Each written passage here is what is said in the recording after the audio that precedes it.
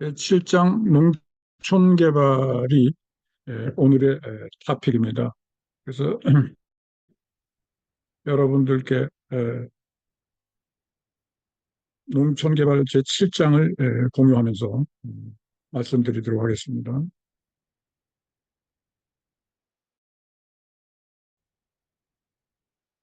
지난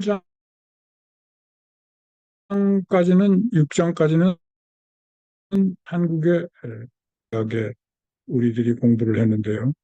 오늘 공부할 부분은 농촌 개발, 즉 한국의 경제 개발이 공업 생산과 공산품 수출에 의해서 주도되었지만 1970년대까지는 대다수의 인구는 농촌에서 살았습니다. 그래서 경제발전 모델에서 농업 생산성의 혁명은 공업 및 전반적인 경제발전 시기에 선행하죠. 농업 생산성이 먼저 늘어난 다음에 거기에서 얻어지는 잉여, 부를 기반으로 공업화 전반적인 경제 발전 시기에 투입을 하는 그런 농업 생산성 먼저 그 다음에 공업 및 전반적인 경제 발전이 후행하는 그러한 구조가 대부분의 많은 경제 발전 모델에서 타당했는데 한국의 경우에는 반드시 그렇지가 않았죠. 공업 및 전반적인 경제 발전이 먼저 선행하고 농업 생산성의 혁명은 그 이후에 따라한 후행되는 뒤바뀐 순서가 뒤바뀐 그러한 발전 양상을 보였습니다. 어, 농업은 근대 부문에서 식량, 자본 및 노동의 필수 원천이기 때문에 농민들은 생산 요소를 공급합니다. 주로 도시개발 이전 단계에 발생하지만 농촌개발 자체의 어, 어, 유발 요인 또한 같이 존재하겠죠.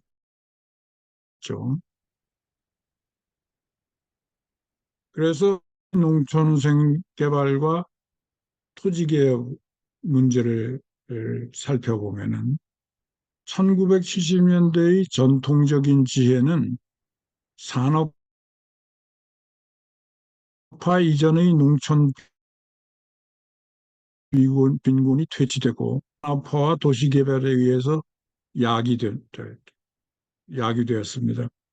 고도의 산업성장으로부터 농촌으로의 파급 효과가 일어남. 제가 아까 말씀드린 대로 한국은 농촌개혁이 먼저 이루어진 게 아니라 고도파의 산업성장으로부터 농촌으로의 파급 효과가 나타난. 그러니까 산업성장 first, 농촌개발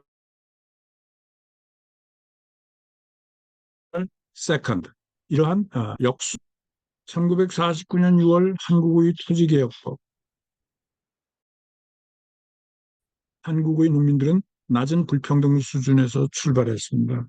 새로운 농작법이 빠르게 보급됐죠. 1장 서론의 36페이지를 참조해 주시기 바랍니다. 2차 세계대전 직전 남한의 전경지 면적의 60%가 지주가 소유했다. 네, 이 부분이 중요하죠.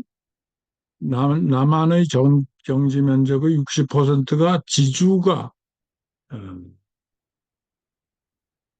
그러니까 소유를 했다 하는 것입니다. 그 농지개혁은 어떻게 이루어졌냐 하면은 토지개혁은 토지가 정부가 매입해가지고 사실상 재분배하는 겁니다. 그래서 임차 임차 농지 면적은 총 경지 면적의 60%였는데 이것이 15%로 줄어든 것이죠. 소작 인수는 총 경작자 수의 5 내지 7%로 감소했다는 거죠.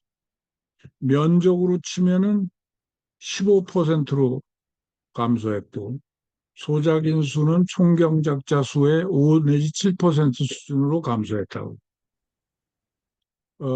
GNP 및 인구의 농업 비중을 보고 있습니다. 1970년 불변 가격으로 컨스턴트 프라이스로 농업의 GDP, GNP에서 차지하는 농업의 그러니까 한국의 총생산에서 농업 생산이 차지하는 비중을 보니까 1955년에는 45.5%였는데 75년, 20년 후에는 19.2%로 거의 반으로 줄어드는 것이죠. 그러나 농업 인구 면에서는 어떻게 됐느냐? 전체 인구의 비중이 61%, 62%에 가까웠던 1955년에 비해서 1975년에 되니까 38%로 줄어들었어요. 그러니까 다시 말하면 총 생산도 농업의 비중이 줄어들었고 농업 인구의 비중도 상대적으로 줄어들었습니다. 전체 인구에서 차지하는 비중도 거의 반으로 줄어들었습니다. 한국의 농촌은 변화되고 있었지만 이러한 변화는 경제 성장의 주요 원동력이 아니었습니다. 오히려 이러한 변화는 주로 산업 및 도시 개발로 인해 발생하고 실제로 GNP가 한국만큼 빠르게 성장한다면 정부가 특별한 노력을 기울이지 않아도 모든 부문이 자동적으로 이익을 얻게 됩니다. 유일한 예외는 감소된 불평등이 나머지 농업 부문의 원동력이었던 토지 개혁 기간이었다는 것을 알 수 있습니다. 그래서 GNP와 농업의 성장률을 보니까 우선 전체 기간을 한번 보시죠. 1952년서부터 1946년도 52년, 52년에서 54년, 54년에서 65년, 65년에서 73년, 73년에서 75년. 각 단계별로 이렇게 나와 있네요. 농업 생산은 거의 뭐 증가가 없이 농업 부가가치도 증가가 없었는데 1952년 한국 전쟁 이후에 농업 생산이 크게 증가하게 됐습니다. 농업 부가가치도 증가하고. 그러나 1954년부터 65년, 65년부터 73년 이 기간만 하더라도 농업 생산은 그렇게 높지 않았습니다. 뭐와 비교해 보냐면 GNP 증가율과 비교해 보면 가령 1954년부터 65년 사이에 GNP 증가율은 6.2%였는데 농업 생산 증가율은 4.0%, 3.9%에 불과하죠. 따라서 농업 부가가치라는 것이 농업 생산에서 파생되어 나오는 것이기 때문에 3.80%이 한국의 공업화가 주로 집중적으로 추진된 제1차 5개년 계획 기간 이후 제2차 5개년 계획 기간까지 1965년부터 1973년까지 GNP는 11.0%, GNP는 농업 생산뿐만 아니라 공업 생산과 서비스업 부문의 생산을 다 포함하는 것이겠죠. 굉장히 빠른 속도로 증가했는데 상대적으로 농업 생산은 2.79%밖에 속도로밖에 증가 안 했던 것을 알 수 있죠. 따라서 농업 부문의 부가가치도 굉장히 슬로우 그로스를 달성했던 것입니다. 다만 1973년, 1975년이 되니까 농촌 부문에 대한 오늘 우리가 공부하는 농촌개발정책이 1970년대에 정착을 하기 시작했으니까요. 1970년대 농업 생산이 좀 크게 늘어나고 농업 부가가치의 증가율도 상당히 크게 늘어났다는 것을 알 수가 있습니다.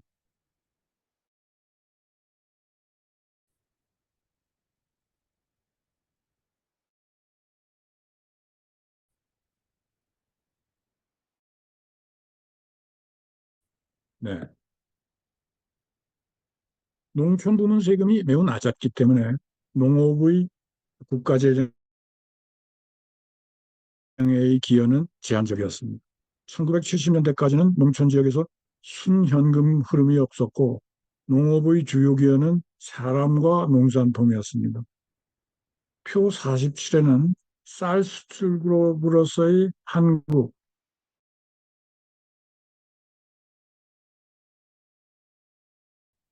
토지개혁으로의 타라지게 되는 것이죠. 1960년대 도시 식량 수요가 갑자기 증가하게 됐습니다. 공업 발전에 따라서 도시 식량 수요가 굉장히 증가했던 것이죠.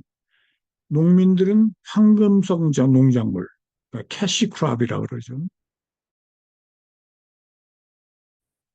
쉽게 현금화할 수 있는 농작물을 많이 기르고 가축, 캐트, 뭐 소나 돼지, 닭 이런 것을 많이 키우게 됐습니다. 그 곡물은 황금성 농작물과 가축으로 전환됐다 하는 것을 보여주고 있는 것이죠.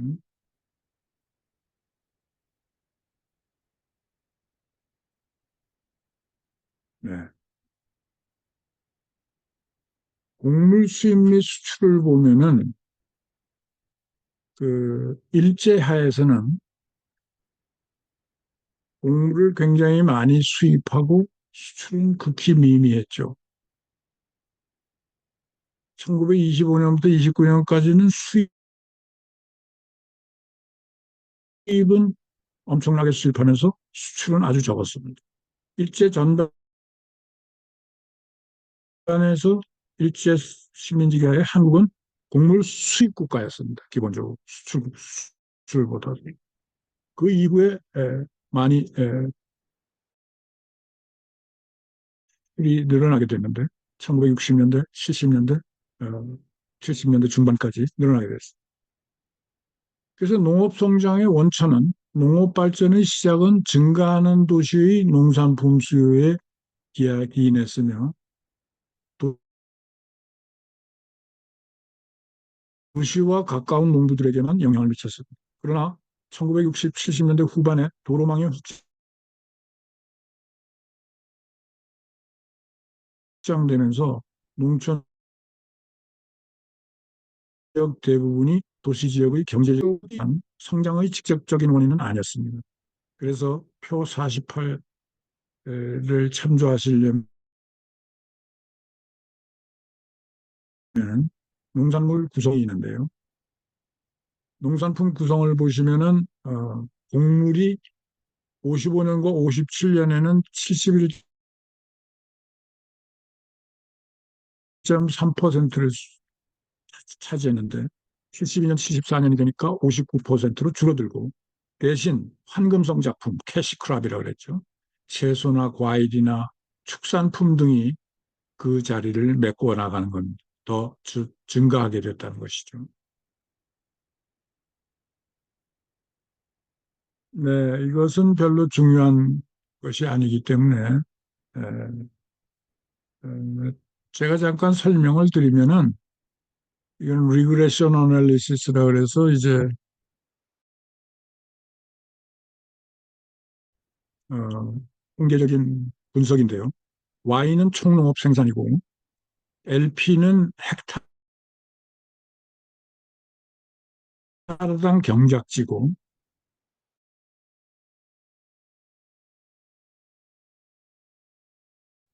NA는 천명당 농업 생산입니다. 그래서 농업 생산이 1970년 가격 단위 1,000원당 고정자본 서비스 및 투입 요소, 그러니까 자본 서비스죠. 토지를 제외한 자본 서비스. 이 세 가지 생산 요인에 의한 Y의 증가율을 보니까 기여도 면에서는 이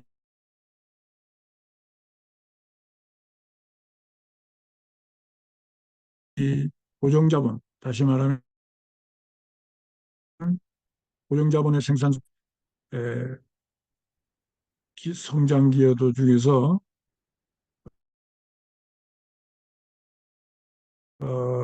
경작지의 성장 기여도가 이 고정자본 성장 기여도만큼은 크지 않죠.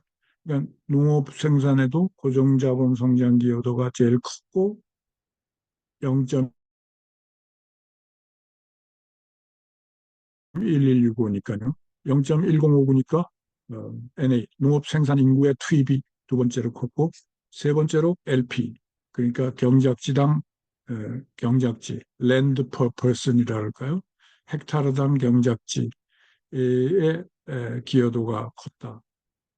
뭐 R 스퀘어가 99가 0.99가 나온다는 것은 이 통계 분석이 굉장히 유의하다. 그런 얘기입니다. 이거는 농업 생산 함수를 분석한 건데요. 테크니컬한 것이니까 여러분들은 그냥 온 패싱 그냥 봐주시기만 하면 됩니다. 이걸 분석할 필요는 없습니다. 그 토지 개발에 관해서 보면은 1960년대 초에 효율적으로 이용될 수 있는 토지의 대부분은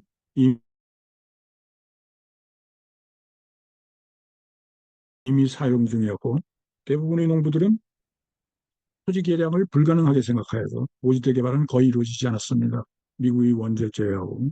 따라서 토지 부족 현상이 농촌 개발 전략의 원인이 되었습니다. 표 49는 20년 동안 관계 토지, 이리게이티드 랜드와 관계 시스템, 이리게이션 시스템 특징을 보여주는 것이죠. 어, 관계된 논, 관계된 논이라는 것은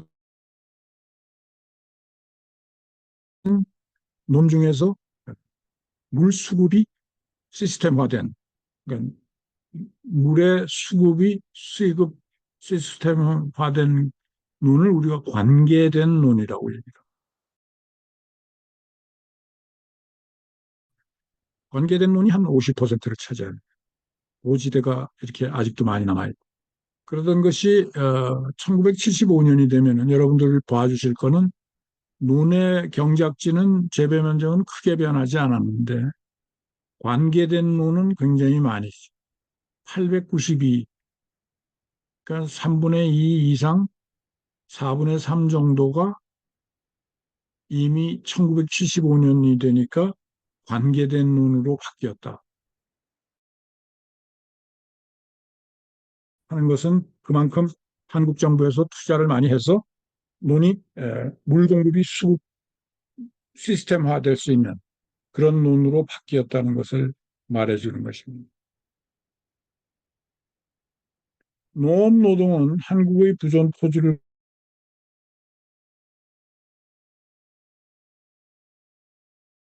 고려한 노동 생산성은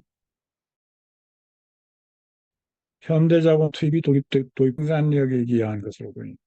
1959년 자료를 사용한 연구에 따르면 경기의 정점기와 수학기 농촌 지역에는 실업이나 불안전 고용이 없었음을 보여주었습니다.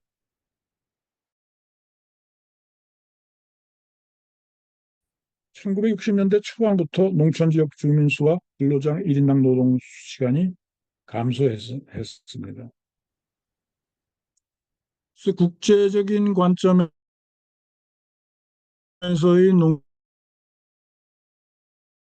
농장 생산성을 보면은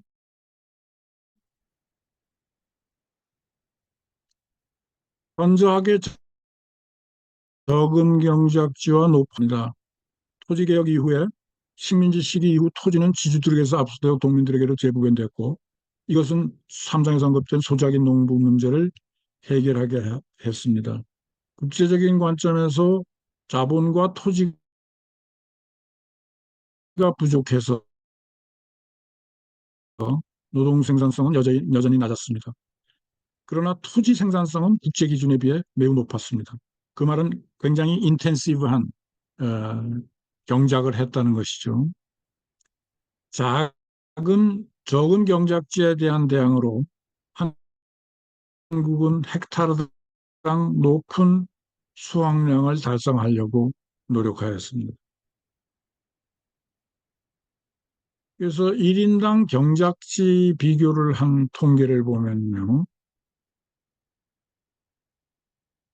한국과 아, 일본이 경작지가 1이고 인구가 2이고 농업인구가 3이니까 1에서 2를 낳는 것은 인구 1인당 경작지를 말하고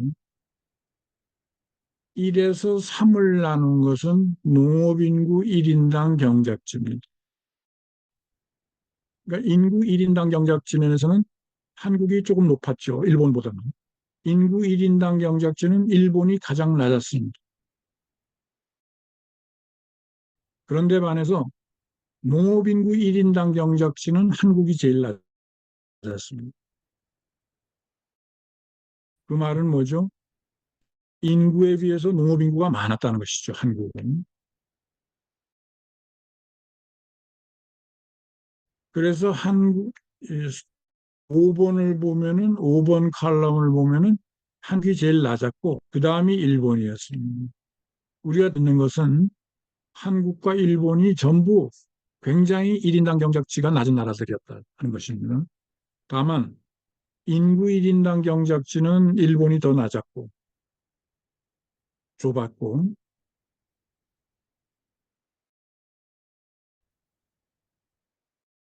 농업인구 1인당 경작지는 한국이 가장 작았다 하는 것을 재미난 통계죠.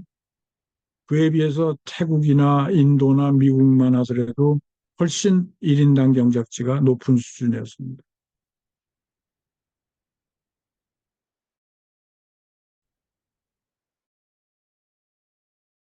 한편 쌀 생산량의 국제 비교량이 일본이나 한국이 1974년에는 오히려 탑이고 대만, 인도, 태국, 뭐 필리핀 이런 순서라는 것을 보면은 그 경작지에 관한 생산성은 한국과 일본이 상당히 높았다는 것을 알 수가 있습니다.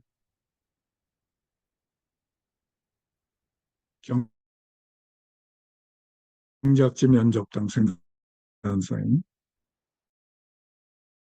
굉장히 높았다는 것을 알 수가 있죠. 1970년대까지 1960년대 농촌개발청의 설립을 제외하고는 정부의 노력은 크게 주목할 만한 것이 아니었습니다. 1970년대까지는 미국의 원조가 단계적으로 폐지되었고 시골 지역의 정치적 지지가 감소함에 따라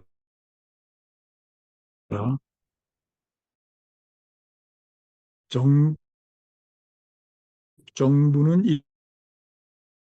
이를 다시 메워 넣어야 했습니다. 메워 넣어야 했다는 것은 다시 리카바해야 됐다. 시골의 뉴 커뮤니티 운동, 새마을 운동으로 시작하여 교통 네트워크를 보강했습니다. 이것이 박정희 대통령이 실시한 뉴 커뮤니티 무브먼트, 새마을 운동이라는 것입니다. 그 베트남에서도 몇 년 전에 제가 알기로는 한국의 새마을 운동을 벤치마킹하기 위해서 많은 농촌 지도자들이 베트남 농촌 지도자들이 한국의 유학 훈련 등을 받기 위해서 온 걸로 기억을 합니다. 그래서 베트남도 뉴 커뮤니티 운동, 새마을 운동으로 농촌을 어떻게 발전시킬 것이냐 하는 것을 한국의 경험을 어, 어,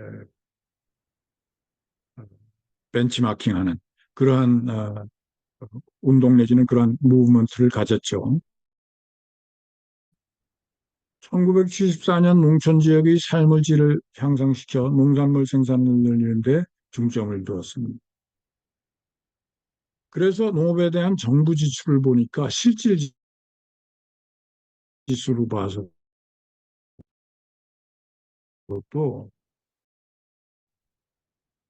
67년에 100이라고 보면은 1975년이 되니까 335가 됐습니다. 그 말은 1964년도 가령 64년, 63년을 100이라고 보면은 1963년에 GNP가 100이었으면은 75년에는 300군데, 1963년에 농림업에 대한 정부 지출이 100이었다고 보면은 1975년에는 335가 된 것이죠. 그러니까 상대적으로 더 많은 정부 지출을 농림업에 할당했다는 것이죠. 그만큼 70년대에 들어와서 한국 정부는 농림업에 대한 정부 지출, 투자를 활성화했습니다. 더 크게 만들었습니다. 농업에 대한 정부의 투자 및 대출을 보면은 뭐 이런 정도로 굉장히 72년, 75년에 크게 늘어났다는 것을 알 수가 있습니다. 거의 10배 가까이 이렇게 증가했죠. 농촌에 대한 신용 공여 문제는 결국 농촌 지역의 한국은 지주가 주요 채권자가 될 수 없어서 신용 문제가 남아 있었습니다. 그러니까 국가가 주로 채권자가 되는 수밖에 없었고 정부는 1956년에 농업은행을 설립했고 58년에는 기존 농업은행을 대신할 새로운 농업은행을 신설했습니다. 그러나 은행을 통해 농부들에게 제공된 기금은 거의 없었습니다. 1961년 농업협동조합법 Agricultural Cooperative Law에 따라 농업은행은 농협중앙회에 합병됐습니다. 그래서 1970년대까지 이 단체가 사용할 수 있는 자금은 농업 생산액보다 상당히 빠르게 증가했습니다. 그럼에도 불구하고 이용 가능한 자금은 수요에 미치지 못했습니다. 그래서 농업 부문에서의 금융 상황을 보여주고 있는데요. 어, 먼저 농업 NACF 기금 출처를 보면은 뭐 상당액은 정부에서 하고 1974년에 이르니까 정부 부문에서 기금을 출처하는 것이 한 60.867 신용 부문 다른 기타 신용 부문에서 한 3배 정도 더 이렇게 합계는 어, 2조 5,200만 원 정도의 에, 막대한 금액이 기금 출처가 이루어졌고 농업부가 부가가치에서 차지하는 비중은 이 기금의 비중은 14.7% 정도였다고 볼 수 있습니다. 그러니까 농업 생산에서 14.7% 정도가 사실은 신용 부문에 의존했다. 대출을 받아서 생산하는 부분에 의존했다라고 볼 수 있습니다. 곡물 가격 정책이 좀 중요하다고 할 수 있습니다. 한국 전쟁 이후 10년 동안 곡물 가격은 계속 하락했습니다. 그러나 1968년에 흉작으로 정부는 도시 시장에서 가격을 상대적으로 동일하게 유지를 하였으나 향후 수년 동안 가격이 크게 인상하게 되었습니다. 이 과정에서 적자가 창출됐고 중앙은행은 통화 공급을 매년 증가시키게 되었습니다. 인플레이션율을 안정적으로 지속시키기 위해 낮은 가격을 유지하였던 이전 시기와 비교됩니다. 그러니까 계속적으로 곡물 가격이 상승함으로 해서 결국은 정부 지출이 급증하게 되고 정부가 그 적자를 메우기 위해서는 중앙은행에서 통화 공급을 매년 증가시키게 돼서 인플레이션율이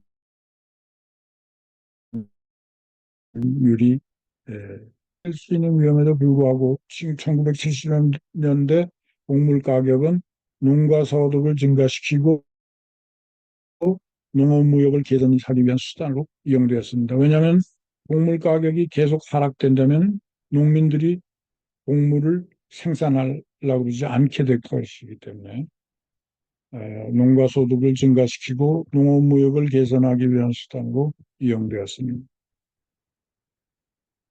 쌀 시장 가격과 정부 매입 가격을 이게 무슨 얘기냐면 정부 매입가는 가령 80kg당 15,760원이었으면 시장 가격은 17,821원이었습니다. 그 비율은 그러니까 0.884, 88.4%까지 정부 매입가가 예, 시장가를 캐치업했다고 볼 수 있습니다.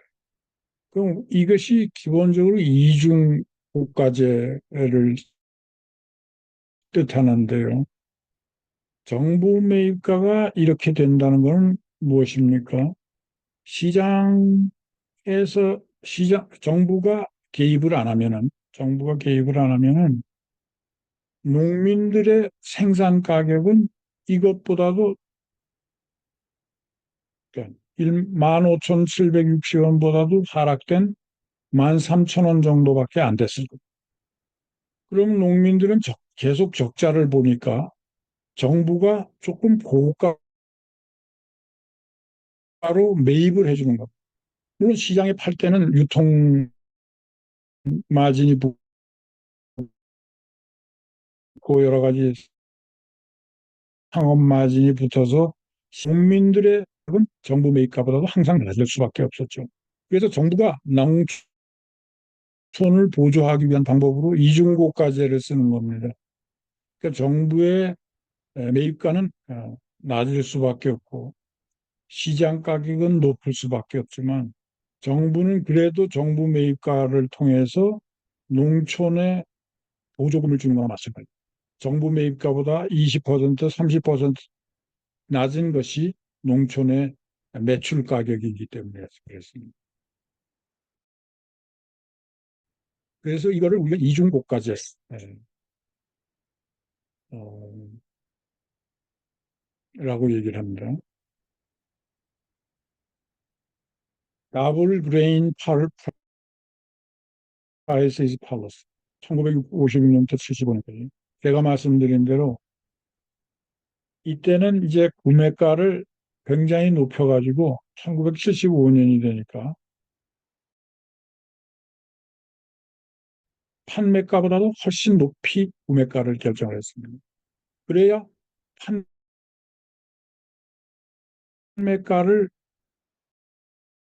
그러니까 13년에만 하더라도 구매가와 판매가가 거의 같았는데 75년이 되니까 농촌이 더 이상 그 연료비라든가 여러 가지 비용이 올라가서 노동 비용이라든가 올라가서 구매가를 16,800원에 유지하면은 농촌이 살 수가 없다.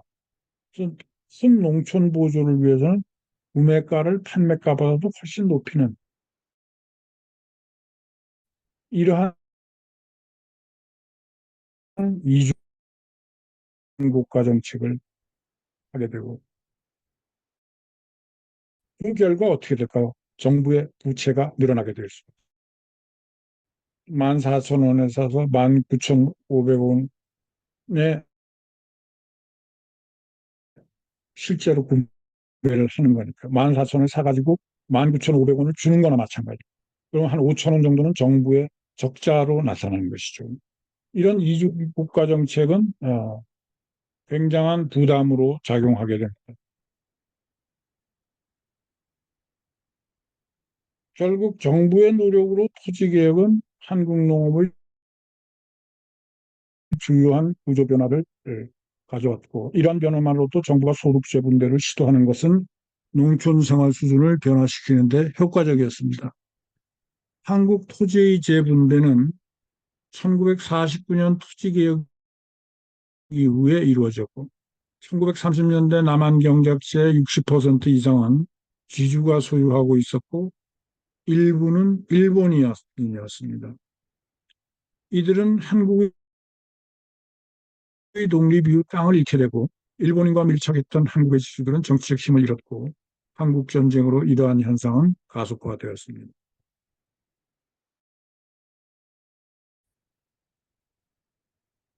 그 농업 가구와 자작농, 소작농 비율은 전에도 한번 본 데이터지만 일제 말기 해방 초기 한국 정부와 일본 정부로부터 이제 한국이 독립했을 당시만 하더라도 모두 농부가 소유한 거는 16.5%에 불과하고 부분적으로 소작농 소유도 하고 소작농도 하는 이런 것을 38.3%, 소작이 42.1%, 농장 및 근로자가 3.1%, 이게 100분율을 구성했는데 64년이 되니까 모든 토지는 71%가 농부에 의해서 소유되고 부분 소작농은 굉장히 줄어들었고 소작계층은 굉장히 줄어들었습니다. 이렇게. 임대료로 인한 농업 가구 순수입을 보니까 1933년, 38년 일제 때는 가구당 농업 수입이 299원에서 엔화에서 가구당 임대료를 뺀 이 값이 이제 순수입이라고 볼 수 있죠. 그런데 1975년이 되니까 가구당 농업 수입은 436, 가구당 임대료는 훨씬 줄어들었겠죠. 왜냐하면 토지 개혁에 의해서. 따라서 순수입은 상당히 늘어났다는 것을 보여주고 있습니다. 그래서 농촌 생활의 질과 어, 그 결론은 소득만으로는 농촌의 삶의 질 변화 전체를 설명하지 못합니다. 교육의 급속한 확대와 더 나은 도로망 연결 덕분에 농촌 청소년에게는 다양한 가능성이 열려 있었습니다. 전기는 1975년까지 대부분의 시골 마을에서 이용 가능했으며 소비 활동의 일환으로 생산적인 목적으로 사용되었습니다. 한국의 사례로서의 교훈은 비농촌 부문의 신속하고 지속적인 성장이 오히려 거꾸로 농촌 지역에 혜택을 줄 수 있었다는 겁니다. 제가 보기에는 베트남의 경우에는 반드시 이렇지는 않고 농촌 부문이 많이 발전하고 또 동시에 비농촌 부문이 같이 발전해가지고 비농촌 부문이 서로 상호작용을 했던 그런 케이스가 아닌가 하는 생각하고 있습니다. 성공적인 투지개혁은 농촌 인구 대부분이 혜택을 받게 된 것입니다. 물론 베트남에서는 토지개혁이 필요가 없었던 것이 사회주의 국가로부터 출발했기 때문에 토지는 개인 소유가 아니라 국가 소유고 궁극적으로는 농촌 인구의 소유가 돼버렸으니까 이러한 토지개혁의 문제는 발생하지 않았으리라고 했습니다. 농촌 유아 사망률을 보면은 1000명당 몇 명이 죽었느냐. 그러니까 농촌의 웰페어 지표라고 볼 수 있죠. 한때 1944년에는 1000명당 160명이나 죽었습니다. 한국의 농촌에서.